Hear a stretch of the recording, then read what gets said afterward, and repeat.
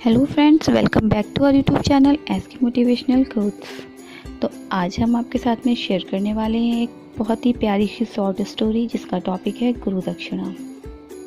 एक बार एक शिष्य ने विनम्रतापूर्वक अपने गुरुजी से पूछा, गुरुजी, कुछ लोग कहते हैं कि जीवन एक संघर्ष है, कुछ अन्य कहते हैं कि जीवन एक खेल है और कुछ जीवन को एक उत्सव की संज्ञा देते हैं। इनमें कौन सही है? गुरुजी ने बड़े ही धैर्यपूर्वक उत्तर दिया, पुत्र, जिन्हें गुरु नहीं मिला उनके लिए जीवन एक संघर्ष है, जिन्हें गुरु मिल गया उनका जीवन एक खेल है, और जो लोग गुरु द्वारा बताए मार्ग पर चलने लगते हैं मात्र वे ही जीवन को एक उत्सव का नाम देने का साहस जुटा पाते हैं। ये उत्तर सुनने के बाद भी शिष्य पूरी तरह से संतुष्ट ना हुआ। गुरुजी को आभास हो गया। वे कहने लगे, ठीक है, मैं तुम्हें इस संदर्भ में एक कहानी सुनाता हूँ, ध्यान से सुनोगे तो स्वतः ही अपने प्रश्न का उत्तर मिल जाएगा। उन्होंने जो कहानी सुनाई वो इस प्रकार थी। एक बार की बात है कि किसी गुरुकुल में 3 शिष्यों ने अपना अध्ययन संपूर्ण करने पर अपने गुरुजी से ये बताने के लिए विनती की कि उन्हें गुरु दक्षिणा में उनसे क्या चाहिए।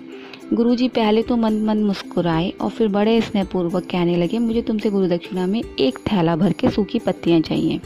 वो तीनों बहुत ही प्रसन्न हुए क्योंकि उन्हें लगा कि ये तो बड़े ही आराम से जंगल में मिल ही जाएंगी, और उत्साहपूर्वक एक ही स्वर में बोले, ठीक है, जैसी आपकी आज्ञा। अब वे तीनों शिष्य चलते चलते पास के एक जंगल में पहुंचे, जहां उन्हें यह देखकर बड़ी ही हैरानी हुई कि जंगल में एक मुट्ठी भर पत्तियां मिली बस। और वो सोचने लगे, आखिर जंगल से सूखी पत्तियां कहाँ चली गई। इतने में ही उन्हें दूर से आता हुआ एक किसान दिखाई दिया। वे उनके पास गए और उनसे एक थैला भर के सूखी पत्तियां देने के लिए विनम्रतापूर्वक याचना करने लगे, परंतु किसान ने उनसे समय याचना करते हुए कहा कि उन पत्तियों का वे पहले ही ईंधन के रूप में प्रयोग कर चुका है, अब उसके पास में पत्तियां नहीं हैं। फिर वे तीनों पास में ही बसे एक गांव की ओर इस आशा से बढ़ने लगे कि हो सकता है वहां उस गांव में उनकी कोई सहायता कर सके। वहां पहुंचकर उन्होंने एक व्यापारी को देखा जो बड़ी उम्मीद से उससे एक थैला भर के सूखी पत्तियां मांगने लगे, प्रार्थना करने लगे, लेकिन उन्हें फिर से एक बार निराशा ही हाथ आई, क्योंकि उस व्यापारी ने तो पहले ही कुछ पैसों के लिए सूखी पत्तियों के दोने बनाकर बेच दिए थे। लेकिन उस व्यापारी ने उदारता दिखाते हुए उन्हें एक बूढ़ी माँ का पता बताया जो सूखी पत्तियां एकत्र करती थीं।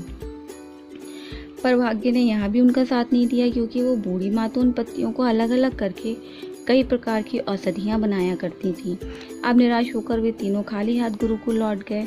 गुरुजी ने उन्हें देखते ही स्नेहपूर्वक पूछा, पुत्र, ले आए गुरु दक्षिणा? तीनों ने सर झुका लिया और एक शिष्य ने कहा, गुरुदेव, हम आपकी इच्छा पूरी नहीं कर पाए। हमने सोचा था कि सूखी पत्तियां तो जंगल में मिल ही जाएंगी, लेकिन बड़े ही आश्चर्य की बात है कि लोग उनका भी कितनी तरह से उपयोग करते हैं।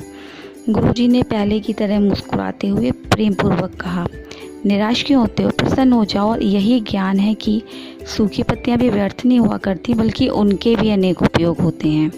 मुझे गुरु दक्षिणा के रूप में वही दे दो। तीनों शिष्य गुरुजी को प्रणाम करके खुशी खुशी अपने घर की ओर चले गए। वो शिष्य जो गुरुजी की कहानी एकाग्रचित होकर सुन रहा था, अचानक बड़े उत्साह से बोला, गुरुजी, अब मुझे अच्छी तरह से ज्ञात हो गया है कि आप क्या कहना चाहते हैं। आपका संकेत वस्तुतः इसी और है ना कि सर्वत्र सुलभ सूखी पत्तियां भी निरर्थक या बेकार नहीं होती। तो फिर हम कैसे किसी भी वस्तु या व्यक्ति को छोटा और महत्वहीन मानकर उसका तिरस्कार कर सकते हैं। चींटी से लेकर हाथी तक और सुई से लेकर तलवार तक सभी का अपना अपना महत्व होता है। गुरुजी भी तुरंत ही बोले, हाँ पुत्र, मेरे कहने का भी यही तात्पर्य है कि हम भी जब किसी से मिलें तो उसे यथा योग्य मान देने का भरसक प्रयास करें, ताकि आपस में स्नेह, सद्भावना, सहानुभूति एवं सहिष्णुता का विस्तार होता रहे और हमारा जीवन संघर्ष की बजाय उत्सव बन सके।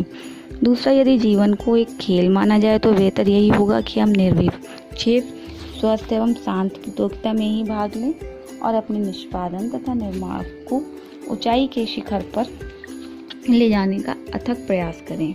अब शिष्य पूरी तरह से संतुष्ट था। अंततः मैं यही कहना चाहूँगी कि यदि हम मन, वचन और कर्म, इन तीनों से ही कहानी का मूल्यांकन करें तो भी ये कहानी खरी उतरेगी। सभी के प्रति पूर्वाग्रह से मुक्त मन वाला व्यक्ति अपने वचनों से कभी भी किसी को आहत करने का दुस्साहस नहीं करता, और उसकी यही ऊर्जा उसके पुरुषार्थ के मार्ग की समस्त बाधाओं को हर लेती है। वस्तुतः हमारे जीवन का सबसे बड़ा उत्सव हमारी इंसानियत ही है, ऐसे विद्वानों का मत है। सो गाइस, इस वीडियो में बस इतना ही। आपको हमारा आज का वीडियो कैसा लगा कमेंट करके ज़रूर बताएं। ऐसे और भी मोटिवेशनल वीडियोस के लिए सब्सक्राइब करें हमारे यूट्यूब चैनल को और बेल आइकॉन को हिट करें, जिससे आपको हमारे वीडियोस की नोटिफिकेशन सबसे पहले मिले। मिलते हैं अपने नेक्स्ट वीडियो में, तब तक के लिए ऑल द वेरी बेस्ट। मैं माही SK मोटिवेशनल कोच से सपोर्ट करती हूँ आपके सपनों को। जय हिंद।